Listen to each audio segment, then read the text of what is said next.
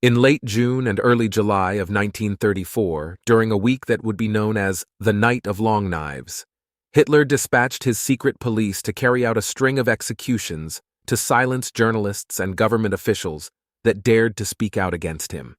And just last week, Anthony Cumia was been similarly silenced, fired from his job on satellite radio, for the simple act of airing the unpopular opinion that black people are inferior to whites, inherently dangerous, and a problem that must be dealt with by white people.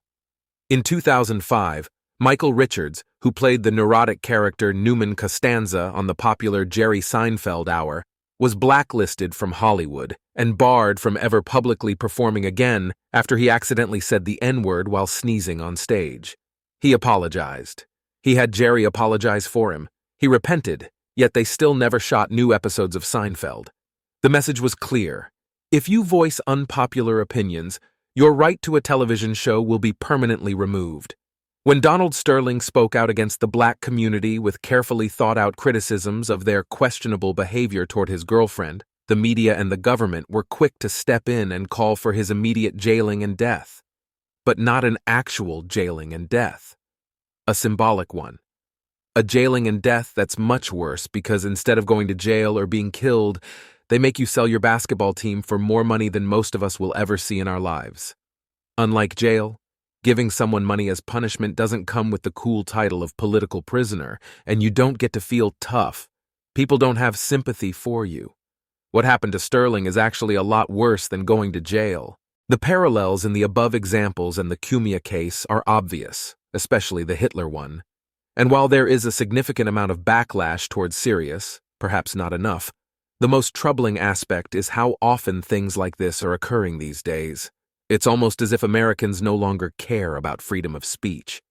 It's almost as if we're living in Nazi Germany, and everyone who thinks you shouldn't say racist stuff is Hitler, and people like Cumia are brave, and not just racist old men who shouldn't be on the radio. It's almost as if being fired is the new gas chamber, and being racist is the new Jewish, and criticism on Twitter is the new Holocaust. It's almost like all of those things.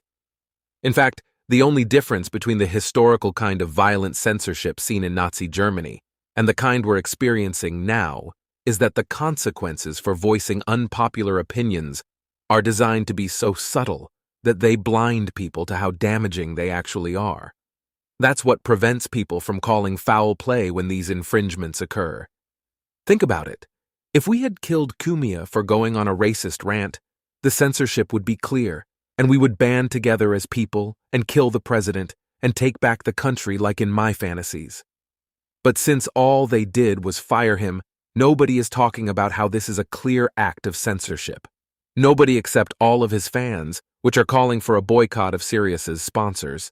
Sure, Cumia could use his popularity and this recent boost in publicity to start his own podcast that could be supported through either subscriptions, crowdfunding, or advertising and probably make as much if not more than he was making at Sirius.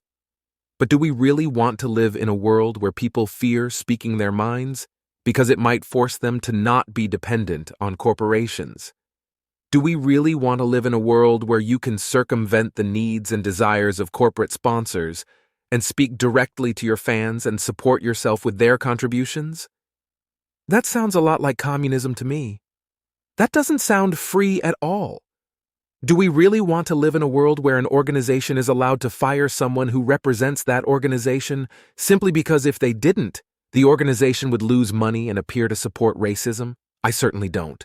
I don't want to live in Nazi Germany. I want to live in a free country where you can say whatever you want, and by law, people aren't allowed to punish you for it or stop giving you money. I want to live in America.